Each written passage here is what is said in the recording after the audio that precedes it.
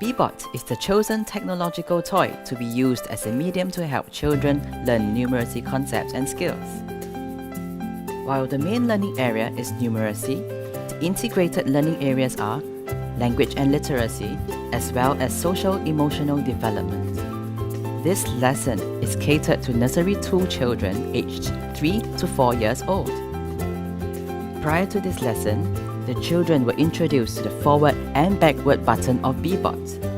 They learned how to program Beebot forward and backward on a linear Beebot mat made to resemble the number line. Number sum stories were told to the children and they had to come up with the answer. Move Beebot to the number on the mat. The observable praise dispositions are perseverance, inventiveness, and engagement.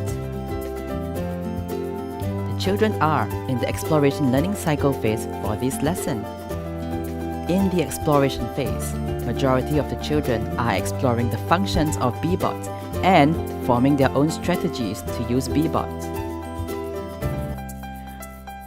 Process skills that this lesson targets at are observing, predicting, communicating, and experimenting. There are 3 lesson objectives indicated in this lesson plan. Firstly, children will be able to work together with peers and problem solve. Secondly, they will be able to identify and use directional commands such as left and right on Beebot. Lastly, the children will be able to provide an accurate answer to a simple story sum.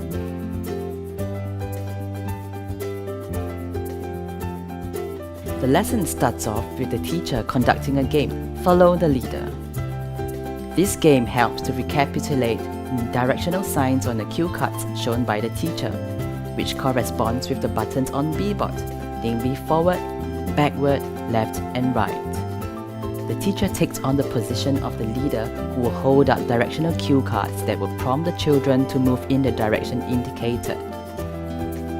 Carrying on into the game, the teacher will flash a numeral card together with a directional card. Children will have to move in that direction, taking as many steps as the number on the numeral card. The class will be split into small groups of 3. At this juncture of the lesson, Beebots will be handed to each group alongside the Beebot mat. There are crosses marked on the mat where Beebot is not allowed to traverse into. Simple additional sum stories will be narrated to all groups by the teacher. Once the story has come to an end, the children are tasked to discuss the answer amongst themselves. When a common consensus about the answer has been reached, one team member will program Beebot to move to the numeral that corresponds to the discussed answer.